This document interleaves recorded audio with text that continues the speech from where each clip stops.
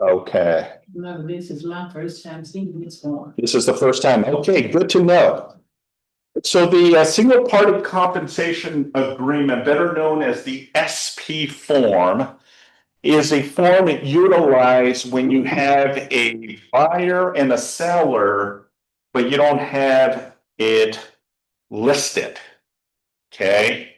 You don't have this property listed, or the property is not listed. It's an off market transaction. So I get this quite often. I have a seller that wants to sell the property. I have a buyer that wants to buy the property, but there is no listing. It's not on the MLS. It's not at any third-party websites, but we have a buyer and seller that want to sell a property, right? And the buyer that wants to buy the property. So in these specific circumstances, this is the form that will allow you to navigate the transaction. It's a pretty self-explanatory form, but it goes into the ins and outs and how you can navigate and offer open escrow and ultimately get paid a commission. So the purpose of this agreement ensures compensation to the broker when a transaction occurs with a specific buyer. The key point is, as most of the forms, right? All commissions are not fixed by law. They're set by each broker individually and may be negotiable between the principal, right? So the principal could be two elements, right? The buyer or the seller, okay? You start off with the date of preparation. That's the date that you actually start working on the document. That's not the date necessarily where you're going to have signatures, but when you actually start creating the actual form, right? So that's going to be here. Next is the principal, right? You are going to have a transaction. That could be, again, an avenue and how you navigate this, but most likely, if you scroll all the way down, okay,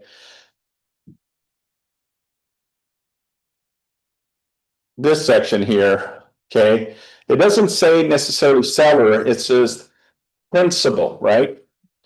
So, because the seller may want to sell the property, but it may not want to list it, okay? And maybe it's a specific buyer that that the seller is willing to entertain your offer.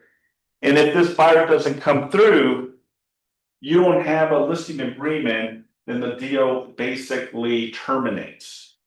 So this is just a one pager documentation that you are in the middle navigating this transaction with the intent of closing and with the intent to get compensated for services rendered. Okay. Principal is going to be the seller's information, and the broker is obviously going to be Keller Williams. Agrees with the following real property, right? I just use this as an example, but you're going to put the city, the county, and then the address, right? So let's go with seller here, right? And Keller Williams here. Okay.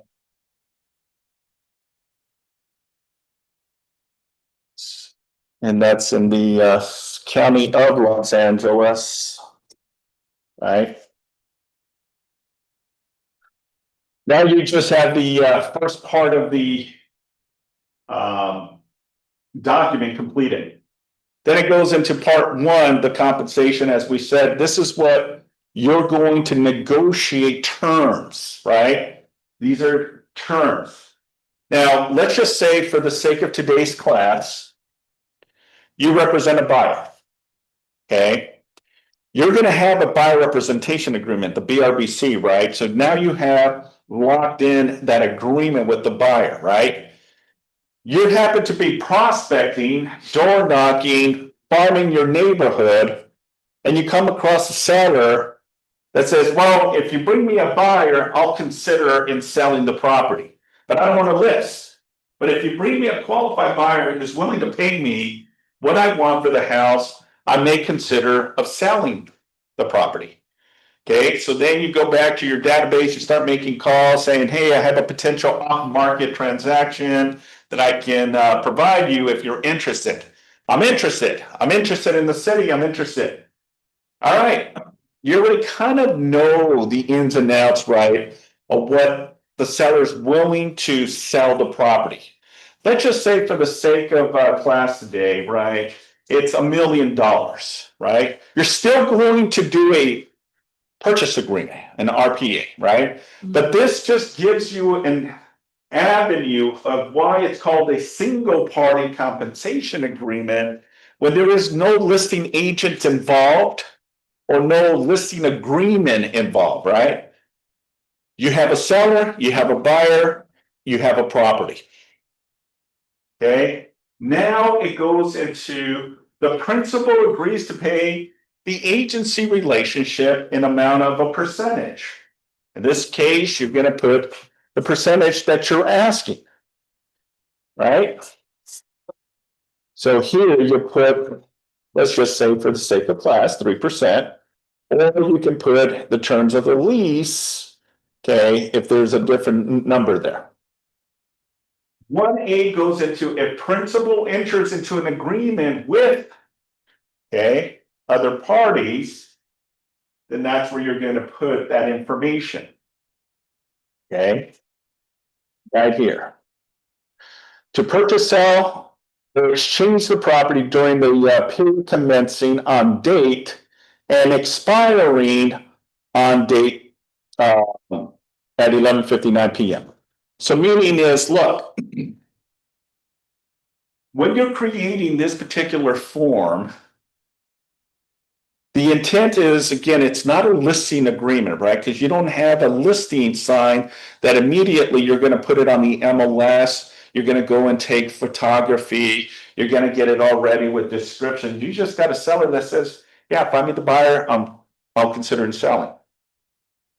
This section here gives you a parameter that will allow you and the seller a specific time to get this deal. Typically, you already have the buyer and you already have the seller in place. So you may want to do a 30-day period here. So the date of commencing date would be, let's just say today, as an example, and then ending up, say, on the 5th of November. Okay.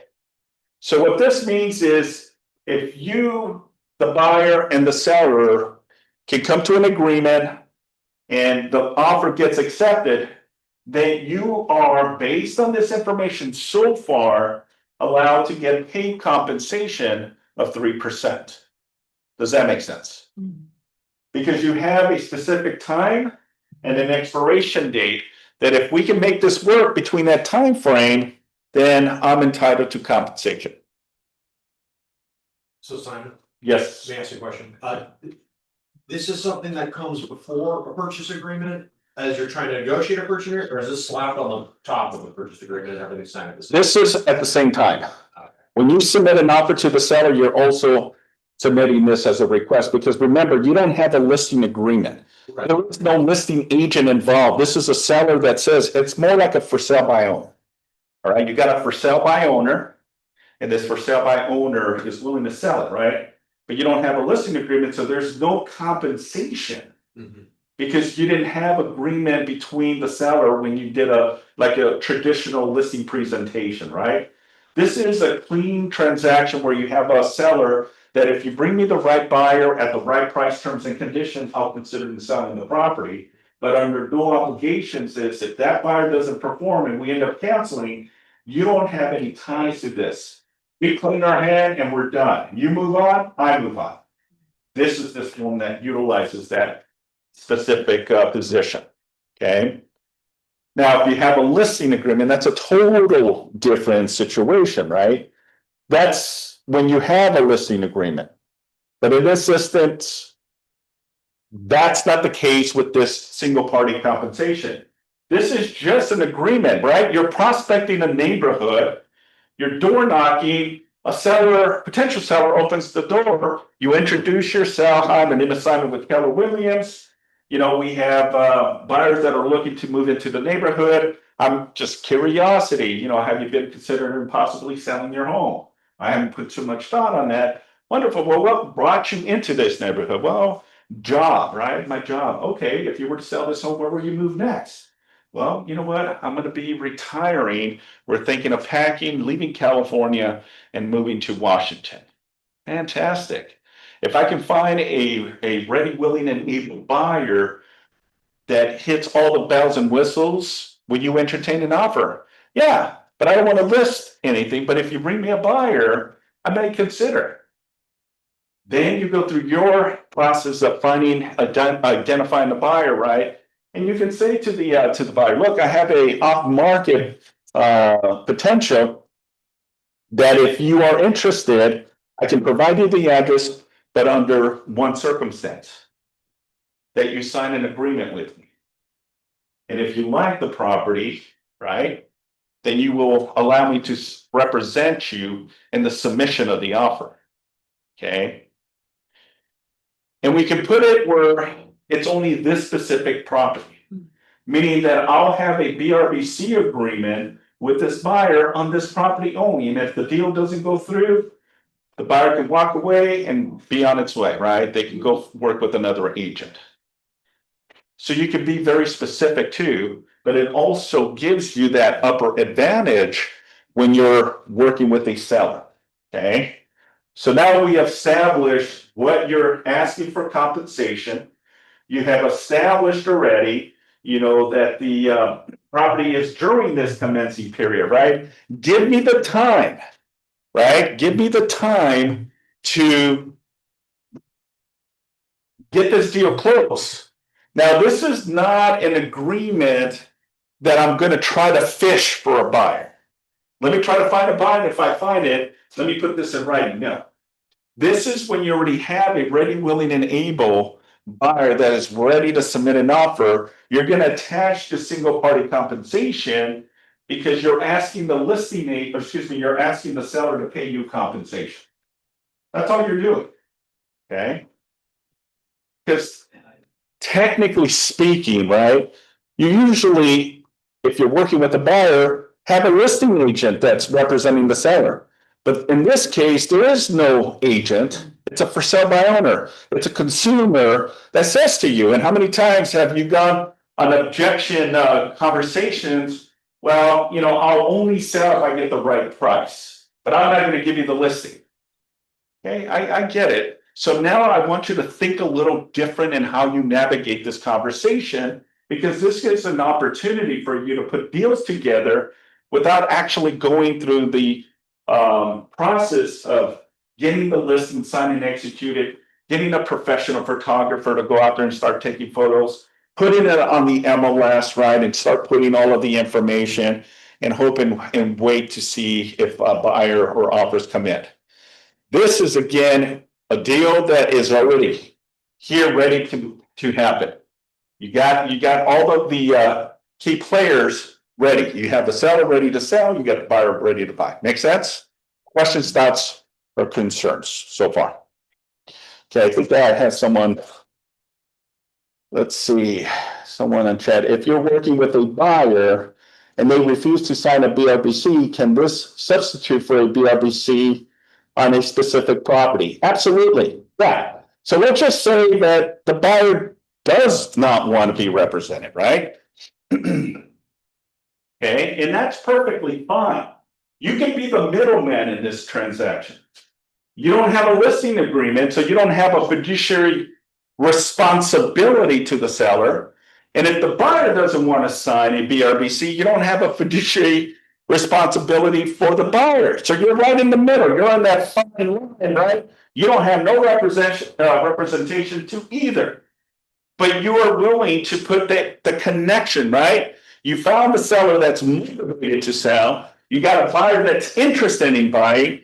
You can be the middle front man or woman navigating the paperwork, okay? And still get paid a commission just to do paperwork Because the seller may not want you to list the property or have an exclusive or have representation. Or the buyer in this case, what if the buyer refuses to sign a BRBC? Then you're just doing the paperwork. You're facilitating paperwork for two individuals if they want to go in that direction, and you can get paid for that. Well, Simon, wait a minute. I thought we had to have an exclusive listing agreement or at least a buyer representation agreement. No, not at all. Think about it for a minute. Look at the listing agreement, right? The listing agreement says two things, right? One, it says what compensation you're going to get paid if you list their home. Then there's another section that talks about unrepresented buyers, right? Meaning that you have no ties with this buyer, but they're willing to submit an offer without representation. We don't want to go in that direction, but the buyer may be a very sophisticated, very savvy, maybe an investor that knows contracts, knows has been through that process, doesn't need representation, wants the property, and because you made this deal happen, the buyer wouldn't have known of the seller and this particular property. You're the middle person handling this transaction. Again, you don't have a listing agreement. You don't have a buyer representation agreement. You could still facilitate this, navigate this, and prepare the documentation, right? That's perfectly fine. Yes, sir. In the purchase agreement, are you representing the buyer or seller, and is there a commission stated in the purchase agreement? Yeah, that's a very good question. So to answer your question, it really depends. Because the intent is, let's say you're prospecting, right? As I mentioned earlier, you're door knocking and you find someone that's interested in selling the property. Now you're going to go back to your database and start calling people. Hey, I remember that you were looking for a property in Cascade area. Are you still interested? Yeah. What do you got? Well, I got a 3-bedroom, 2-bath, 1,500 square feet on a 58 lot site. The home was built in 1970. The seller has done, a lot of upgrades. Property is currently what he wants is $1 million. Okay. You're interested? Yeah, absolutely. I'm interested. Okay. So the whole hook is obviously you want to have that representation from the buyer, right? Because if you don't, let's just say that buyer gets another agent, right? This is why you want to lock. I will not be able to provide you any information on the property until you have some type of agreement with me. It doesn't mean that I have to represent you in other properties. It can be that, I represent you only on this particular property, and that's it. If you don't end up buying or the seller doesn't sell, or we cannot come to some type of agreement, the deal, we rip the contract and you on your way. Okay, does that hopefully answer your question? Not really. Okay. I'm just curious, you said this is supposed to go with the purchase agreement, right? At Right. the same time, Right, on that purchase agreement, would you be is your name on it? absolutely. Yeah, so Yeah. you're representing one of the, or both of the parties. You're- It's the purchase agreement. You're not representing, okay, remember. As you said on the question. What if the buyer refuses to sign an agreement with you? I get it. Okay. What if the seller doesn't want you to list their property? Okay. So where does that leave you? I'm asking, where does that leave you? But they want to sell Yes, and they want you to do the paperwork. Okay. Okay. on that paperwork, am I representing somebody on the paperwork? No, Oh, okay. you're just facilitating paperwork. So you're going to put some type of language in there, right? And this is just one of those very unique scenarios, right? Most likely you'll get the buyer to sign an exclusive agreement. Right, no. Okay. Most times you're going to be able to get the buyer to sign a BRBC. But on those instances where they refuse, which is perfectly fine, you can still navigate an agreement. We encourage you, obviously, to try to get some agreement signed to represent one or the other party. Because that now puts you in a position that if you represent the buyer, you're going to fight hard for the buyer, not necessarily for the seller, or vice versa. Because even the single party compensation can ultimately become a listing. Because you did such a great job in navigating this, the seller and the buyer don't come to some agreement, the deal falls apart, right? But the seller says, look, you know what? You did such an amazing job. I still need to sell the property. Why don't you go ahead and list the property? Then now you flip it and say, okay, yeah, not a problem. Minimum is a 6-month listing agreement. Here's an exclusive listing agreement. My compensation will still stay the same at the 3%, and you go through the motions. It'll be put on the MLS. It'll be seen by thousands of agents and consumers. You do the song and dance, right? But to answer you can push paper and be just doing the paperwork. You're going to put disclaimers that you do not represent the buyer, you do not represent the seller, you're just doing the paperwork. And you get paid for doing so. Yeah. Okay. Great. Yeah. Perfect, right? The listing agreement already says an unrepresented buyer.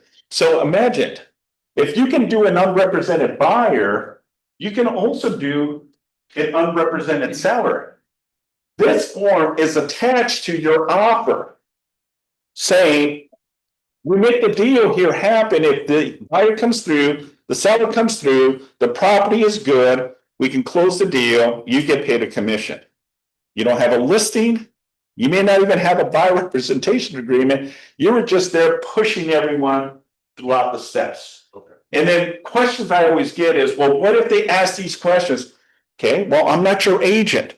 Unfortunately, you may want to, get some legal advice and speak with an attorney. And that's perfectly fine to do so, folks, because you don't have any representation. Okay. Now, the other question I get is, well, if all information is here to say that we are not entangled in a potential litigation. Well, yeah, if anything has your contact information, Keller Williams, your name, of course, you may get dragged to a litigation. There's no way to stop that, right? But our defense is we didn't have any representation agreement with either party. We just were there doing the paperwork as instructed. I've advised both parties to seek legal advice with any questions regarding contingencies, any paragraphs, because I don't have any obligations. That's simple. Okay. Now, the bigger picture, right? The bigger picture is obviously trying to secure the listing, try to get a buyer to sign a buyer representation agreement and go through the proper channels to secure a representation with either or both, right? Because on this same scenario, both may come to an agreement that they do want representation. Now that creates dual agency. Dual agency. It also creates non-representation for both buyer and seller if they choose not to have any representation. They just want you to do the paperwork and still get paid compensation. And you can get paid because remember, it says right here, real estate commissions is not fixed by law. They are set by each what? Broker individually and may be negotiable. Okay. Yes, Does this apply the same basic rules for investment properties too? absolutely. Oh, Yeah. Investment properties, anything and everything. Yeah, absolutely. that's what I was. All right, section 1B. Other parties include any person, entity related to other parties or who in any manner act in others parties' behalf, including if the other party is a corporation, limited liability company, partnership, and person or entity that answers investment properties. Okay. Principal hereby assigns the broker the above compensation for principal funds and proceeds in escrow. So it's already giving illustration that we are going to be compensated for services rendered, right? Depending if we have an agreement or not have an agreement, all right? But in these situations, I can tell you from looking at it from two standpoints, and from looking at it from a broker standpoint as well. I've seen most of the single party compensation agreements where you have representation from the buyer. Okay, most of the time. Now, what if this situation happens where you have a property, the seller does not want to list the property, and then you hit your database and another agent says, hey, I got a buyer, right? I have a buyer that is interested in this particular area. Can you provide me with the address? You don't have a listing agreement in place, but you've been promoting it that you have a off-market potential deal here. But then you have an agent that may have a buyer. What do you do in that situation scenario?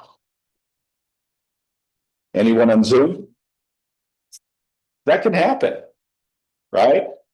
The intent is for you to have the buyer and have the seller, but what if that situation is you go and hit your database and an agent in your database reaches out saying, oh, maybe this buyer that wanted it now changes a different agent, is not your agent, and they bring it to their attention and that agent reaches out to you, right? How do you handle that situation? Does that make sense? Am I being clear on that? Yeah. Okay, because it could happen. That other agent. Remember, you know, this is attached to an offer. And as the minute that you're divulging off-market potentials, you're exposing it to basically anyone to reach out to you. Now, I asked you this question because I want you to think a little bit and how you navigate it. You don't have a listing agreement, you don't have a buyer, but you have a property. How can you navigate that? Well, you're not going to get compensated, right? Because you're not the one submitting this, but you got an agent inquiring about this specific property. Are you going to say, no, I can't give you that information, you're a real estate agent? No, because then that's an unethical practice, right? You're sending out, potential opportunities. It's open to anyone. It just happened to be an agent that inquired. Well, you're setting yourself for that opportunity for someone to bring a buyer to the seller, because you can't say I cannot provide you that information, because that person can file a complaint against you this quick. Okay, so the way you can navigate this is a couple things, right? You can say to the agent, to the seller, says, look, I happen to find someone that's interested. Okay. But that individual has their own real estate agent. Because the whole purpose of this is that sellers usually don't want to pay compensation. This is your typical for sale by owner. And in most cases, you may not get the seller to pay you compensation, right? So who would be responsible to pay you compensation? The buyer, right? That's why you want to get a BRBC. And if neither is going to give you any compensation, let's go in that rabbit hole for a bit. Okay?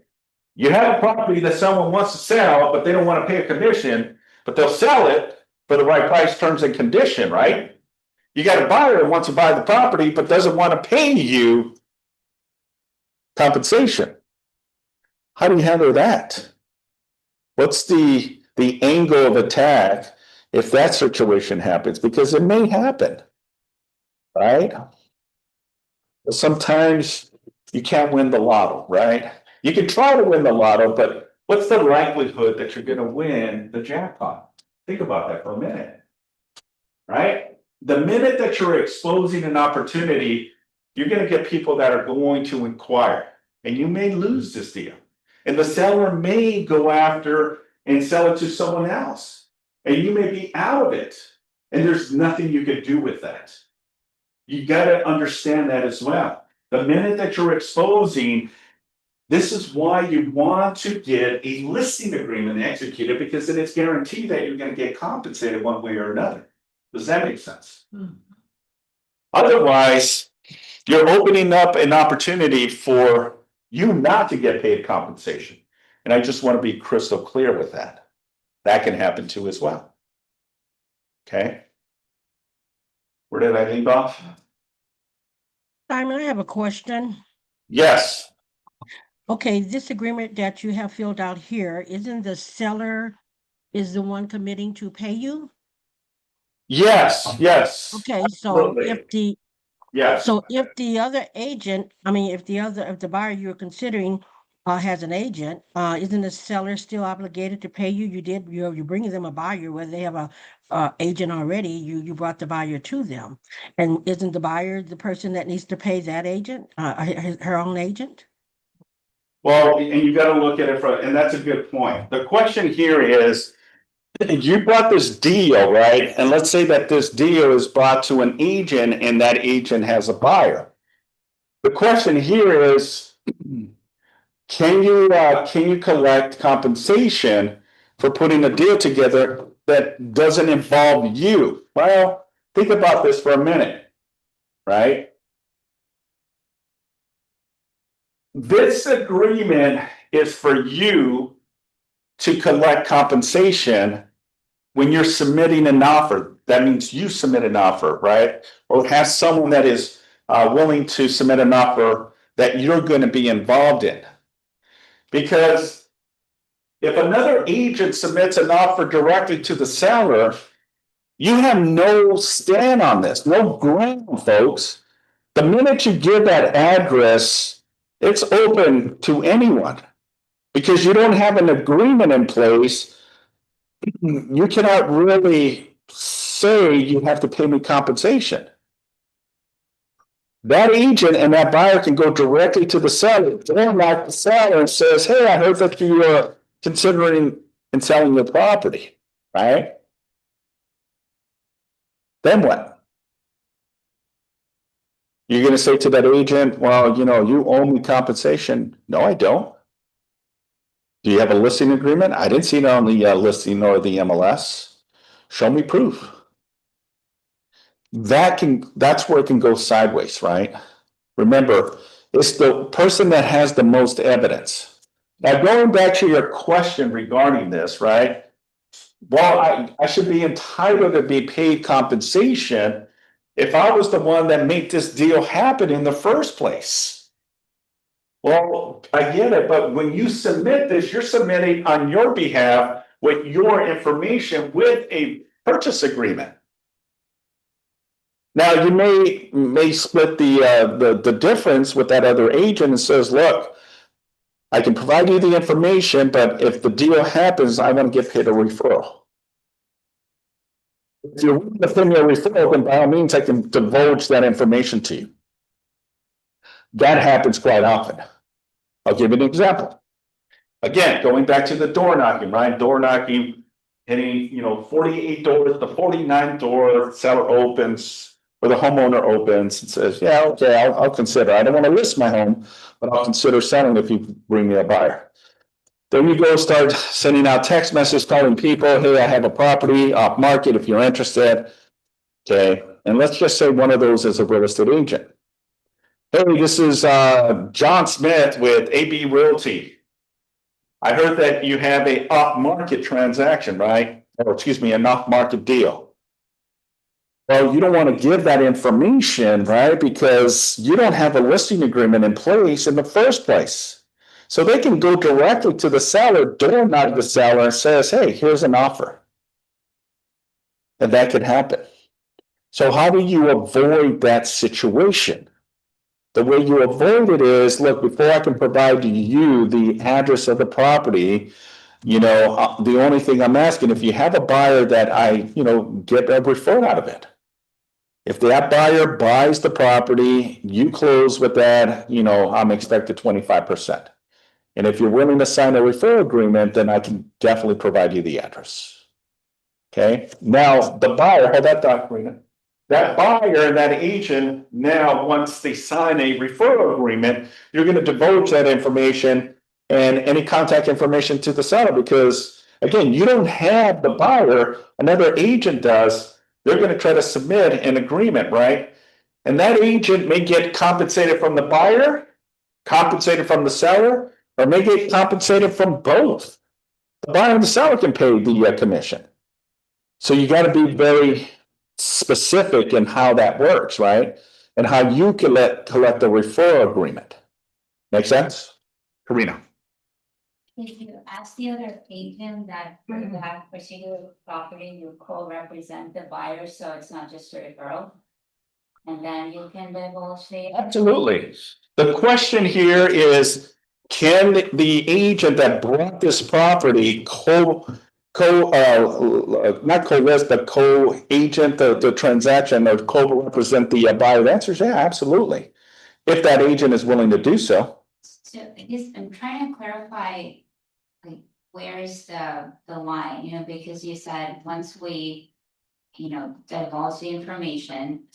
I'm assuming we're not giving the address when we're divulging that information to a group, right? We're Right. saying we have a property, you know, give the specs, the area. Right. So, you know, but I recall you said that, you know, we're not, if an agent says, okay, where's the address? We can't just say, no, we can give you that address. So I'm trying to understand, like, that's what's not clear for me. Where is that line where you say, you know, I'm happy. Well, you We gotta, have something signed, is that okay as far as our license is concerned, or, yeah, you know, is it just flat out, no, it's not okay, obviously, but what are we okay to do? And we say, okay, I'm happy to give this to you once we have this signed, then to me, almost, it's like, well, it's the same as no, so what are we okay to do? yeah, very good question. So how do you navigate that when you do have an agent that has someone that's interested in the property? Where is it where it may be kind of a fine line, right? And that can happen, right? Because you can't just say, no, I'm not gonna provide you the address because you're a real estate agent. But you can have a conversation and say, look, the whole purpose of me promoting and trying to find a buyer for that sake is for me to represent. Now, if you're interested in this particular property, or your client may be, the only ask is that, you know, if I provide you with the address, that you at least pay me a referral on the successful closing. But that's also very convoluted, because let's just say that, you know, this agent tells another agent, right? And this agent says, look, I have an agreement, a referral, but if I pass it on to you, you close it. He doesn't have an agreement with you, and you can represent that buyer. So it shows, and that can happen. You know, there's so many angles, so many ways that you can twist this. And that's the problem when you have these type of situation. There is no good in it, right?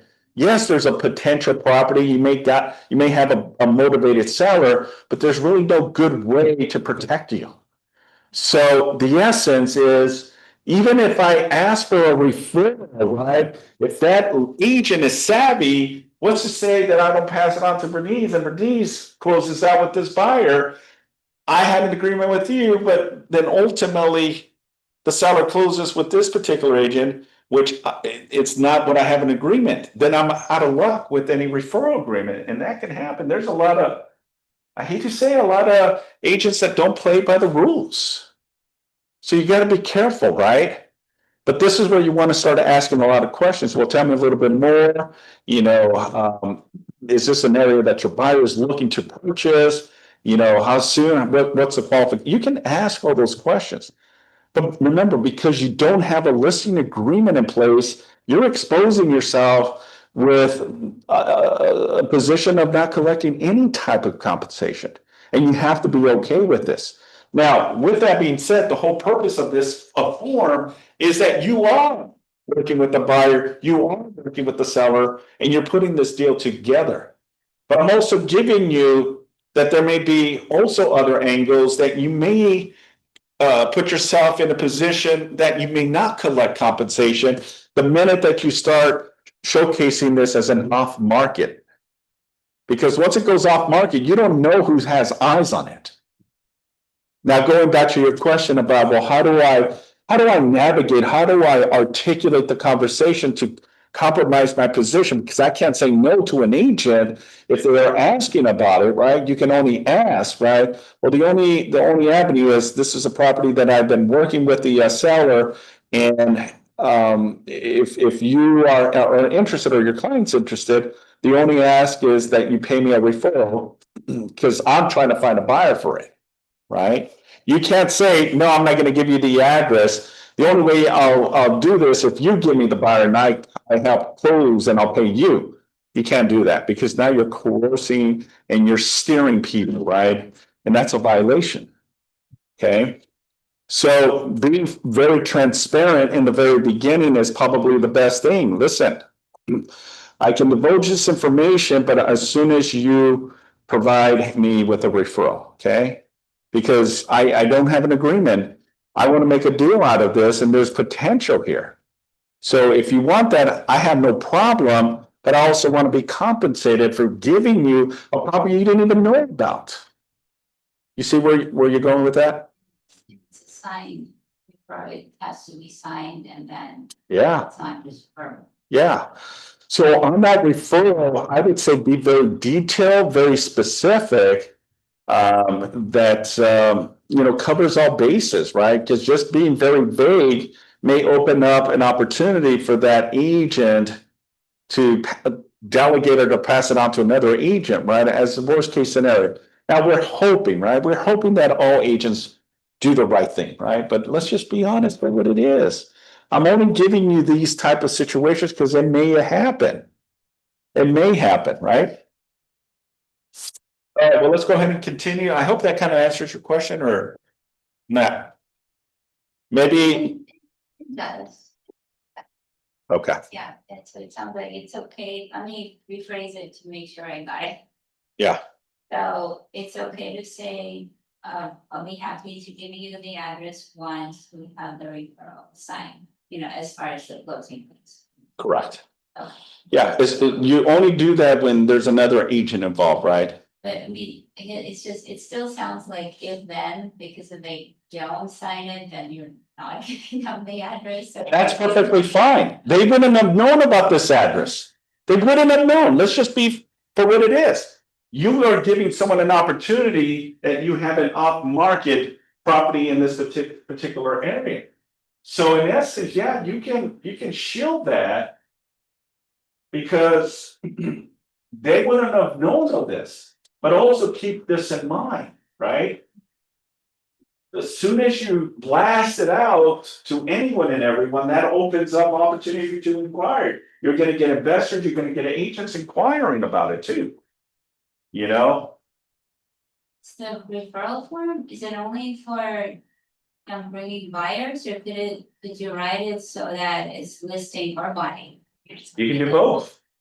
Yeah, on the referral agreement, yeah. On the referral agreement, you can put very specific because it has line items where you can put buyers, sellers, leases, and all that fun stuff.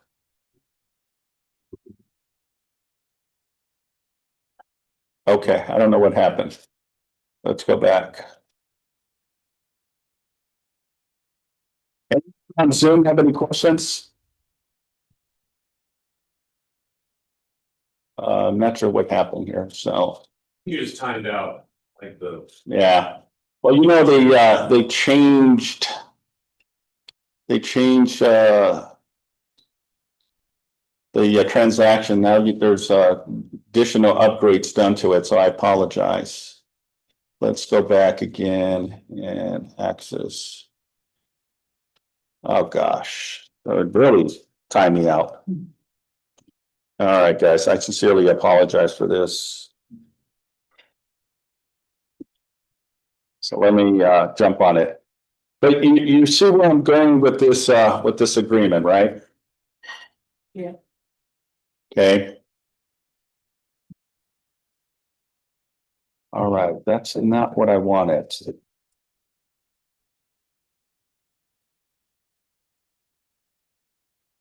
Here we go.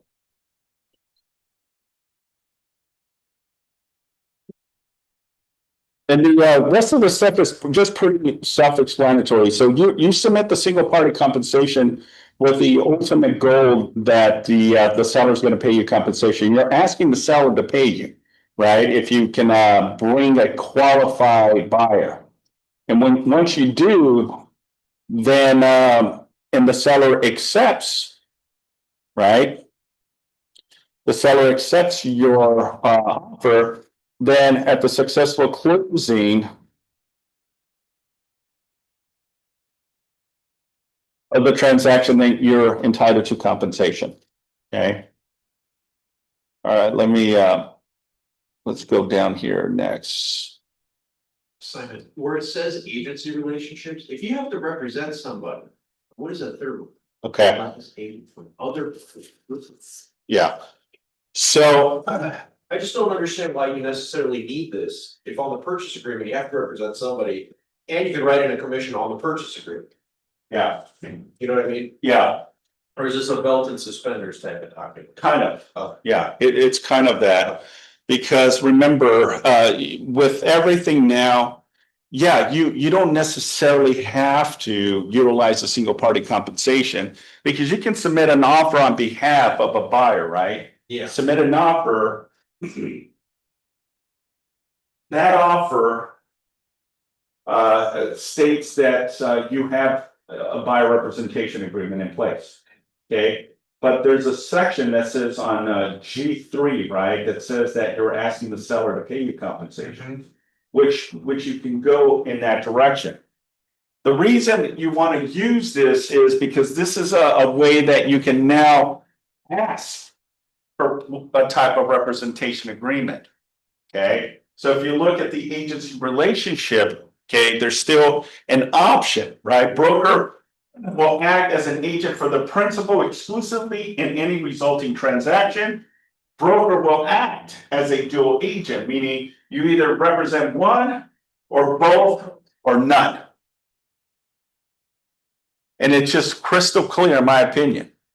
Just like we were talking about, well, no one wants any representation, right? Obviously, there's no representation agreement, but there's still a disclosure. There is some type of agency duties. You still have to do the right thing, folks. You still have to do the right thing regardless, right? Because your license is on the hook. But it also gives them understanding and agrees that as a dual agent may not, without the express permission of the represented party, disclose to other party confidential information, including but not limited to the facts related to either the buyer or the seller's financial position. Okay, so it goes into that fine line, right? Because as challenging a dual agency, I don't recommend, especially for new agents, because there's just a lot of moving parts. Have that arm's length transaction, just represent one side and not both. And I get it, sometimes by representing both, there's a bigger commission, but there's bigger headaches too. Because the minute that either party says, you did not have my back or my best interest, that opens up an opportunity. It's like, oh, okay. And if they can articulate their position on why they feel that you did not represent them to the fullest, that can compromise your position and expose you to liability. Does that make sense? Okay. Number 3, broker will act as an agent for other parties exclusively in the resulting transaction. Principal agrees and understands that all acts of broker, even those that assist principal in performing or completing any principal contractual or legal obligation, are intended for the benefit of the other party exclusively. Principal is advised to seek real estate legal, tax, insurance, and all desired assistance from the appropriate professionals. This agreement does not require broker to solicit offers on the property from other property. Does it authorize broker to solicit offers from any other person or entity? Confirmation broker shall confirm that the agency relation described above or modified in writing prior to or concurrent with seller's execution of the purchase agreement. Potential competing sales, so it goes into the disclosures of the possible representation agreement, and then termination of agreement, right? Termination of agency relationship. Principal acknowledges and agrees that the representation duties of an agency relationship with broker terminate at the expiration of this agreement. So if the deal does not happen, right, or you cannot put the deal together, depending on what the amount that you put on the top here, right, then neither party is obligated to pay you compensation. That simple. Okay. Obviously, it goes into the benefits of using the MLS, opting out of the MLS. So, I mean, this is just, again, gives you just another layer that the ultimate goal is if you're going to be submitting an offer with a single party compensation agreement, the whole intent is let me just list the property. Let me have that agency protection that I will protect you. And the beautiful thing is you may expose more buyers or more eyes on your property, meaning I can get you more price, better terms and conditions than just trying to sell it to this individual. But the seller and the buyer may come to an agreement. No, no, no, no. The seller can choose to sell it to whoever for whatever price they want. And I've seen that internal family deals, right? They'll sell it to a family member. I've seen where they sell it to the neighbor. I want to sell it to this specific neighbor. This is the price. It's like, you know that this price is lower than the market value. Yeah, but that was an agreement I had. I just want you to facilitate the paperwork. Okay. How do you protect yourself in that situation, right? Think about that. And that happens, and it happens quite often. You got a neighbor that wants to buy the property and they start the deal, but they want an agent to facilitate paperwork. How do you handle that? Well, one, the best way to protect yourself is obviously you're going to put language in there, right? You're going to put specific information says, you know, both mutually agree to a certain price based on my comparable properties. The property is valued a lot higher based on my, and put some ranges. Okay, because then they cannot come back to you saying you're the one that steered them to this price. The seller could have got more or the buyer could have got it less. It can go both ways, folks. So protect yourself by documenting your position. Because in front of attorneys and anyone looking at these agreements, they're going to see that you're in the chaos of the fire or you're neutral, but you divulge your layer of protection, right? That you warned them and says, look, my opinion is based on comparables. Here are the comparables in the last 90 days. Round the same square footage, 3 bedrooms, 2 bath, 1,558 lot size, 1950s. Okay, this is what homes are selling for, right? Because I've seen like $100,000, $150,000, $200,000 differences, and the seller's perfectly fine to do so because that's their word. Okay, I caution you with those type of situations because it can come back. Yes. Where exactly do you put that language? You're gonna put that language in an addendum. So let's just say that it's no listing agreement. You don't have anything else, then you want to document it on an addendum. And that addendum says that both mutually agree to X price, but based on your comparable market analysis that you did, properties in this neighborhood within a half-mile radius of the subject property are ranging from this price to this price. So does that apply for the site representation? Or is my first question was like fix and flips. It's a given, whatever it's. This is a whole different parameter. Yeah, when you're talking fix and flip, you know, I buy properties all the time. And what I do to protect myself, I let the seller know, look, I'm buying this property below market value with the intent to renovate it for the purpose of selling it for a higher price to make a profit. And I put that in writing. I either on an addendum or in the purchase agreement somewhere on additional terms, I put that language in there because I want to make sure that the seller is crystal clear that my intention is to buy it for less. I'm going to take the risk of buying a house that is in really bad condition. Based on my analysis, this is what I'm looking for. If you like it, great. If you don't, that's okay. I'll walk away. You don't have to sell it to me. But I don't want to be in a position where they feel that I took advantage of the circumstances. So I'm going to be clear on what that looks like. I'm going to put it in writing. Yes, I'm buying it below market value because I am. Yes, I'm going to renovate this home. Yes, I'm going to sell it. And yes, I'm going to sell it because the intent is to make a profit.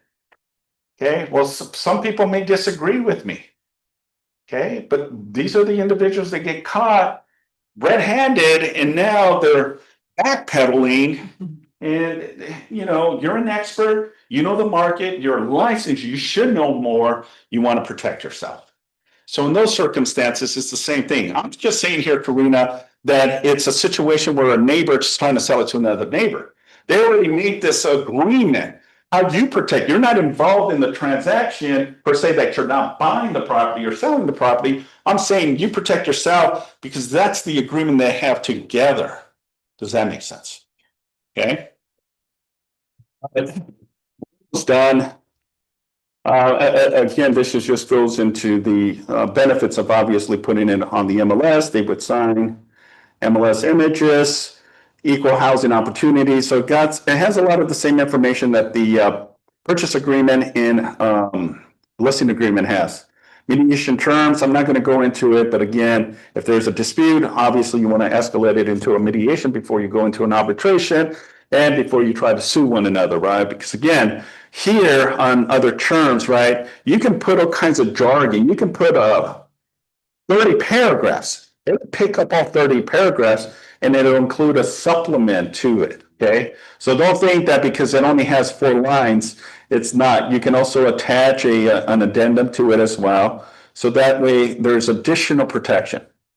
If it's a trust and all that, it goes into a legal authorized signers who are the ones that are actually, it has to be the seller. It has to be the buyers that are buying the entities. If it's a corporation, LLC, probate, partnership, then the information goes in there. Then they agree to it. You submit it with the offer. Obviously, there's no discriminatorial. So this is basically, you know, that form, which is again on the purchase agreement and listing agreement as well. Okay. Any questions regarding today's class? Okay. Hey, Simon, Yes. I know last month's topic was leases, but I have a question on deposits. Say again. I said I have a question on security deposits on leases. Yes, sir. Okay, I'm sure you've seen the homes that just in PV that just had the backyard slide down the bluff. And one of them was just leased in June for $20,000 a month. They originally asked about $25,000 a month with a $75,000 security deposit. So according to California law last year, they only limited to 1 month, possibly 2 with exemptions. So by them asking more than 3 months rent as a deposit, is that a possible violation or am I missing something? It is a possible violation, and it's something that you can definitely file complaint. That to me sounds like it's a price gouging, regardless of you know what transpired in early 2025, right, with the fires and everything. Yeah, I can say that it seems like it is a violation. So you are the consumer, whoever can file an investigation. And you know, when this was hot topic and consumers were doubling, tripling up on the rental income, you know, we were getting letters from the state, from the county, even from the city. Hey, we noticed that you had it listed at this price for 8,000 and now you're asking 14,000. You know, that seems to be like price gouging, you know, especially with the increase of deposit and all that. Yeah, that's will start an internal invest. I haven't seen that many letters come anymore, but in the beginning of March, April, May, June, we were definitely getting those letters. So yeah, I think that is considered a violation. Okay, I was just concerned maybe I might be misinterpreting the law or missing something. Sure, absolutely. All right. Well, I appreciate everyone here. Have a great afternoon. Be safe. Have a fantastic weekend. It's October. And just a reminder, next Friday, it'll be back to 10:30 in the morning instead of 1 p.m. All right. Thanks, everyone. Thank you. Thanks, Simon. Thank you. Great day, everybody. Thank you. Thank you.